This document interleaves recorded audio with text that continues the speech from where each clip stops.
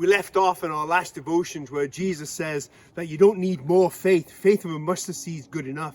What you need is not great faith, but faith in a great God. Then Luke puts this story that Jesus told about servants just doing what their masters expect without expecting thanksgiving. At first that sounds kind of mean. It's like, well, does that mean that Jesus is mad if we want God to love us and all this sort of thing? But really, I think Jesus is starting to drive at motivation. Why is it that we would forgive? And what Jesus is trying to tell us is that we shouldn't think that we're trying to put God into our debt if we forgive. In other words, hey God, what a nice guy Alan is because I forgive all these people. So now God, you owe me a little bit more love. You owe me a little bit more grace. It goes against what we know about God, who just lavishes grace and love upon us because of who he is. Our motivation to forgive isn't to put God in our debt and think what a great guy I am. What then is the motivation?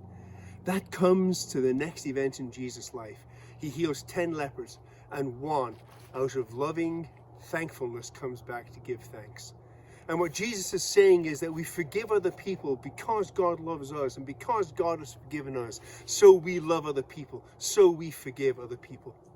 One of my favorite preachers, Phillips Brooks, said it this way: duty makes us do things well. Love makes us do things beautifully. Makes me think, what does beautiful forgiveness towards others look like in my life? God bless.